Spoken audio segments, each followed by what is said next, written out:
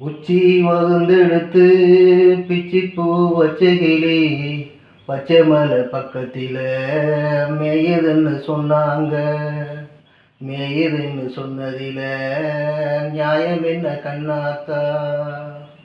உச்சி வகுந்தெடுத்து பிச்சி பூ வச்ச கிளி பச்சை மலை பக்கத்தில் மேயுதுன்னு சொன்னாங்க.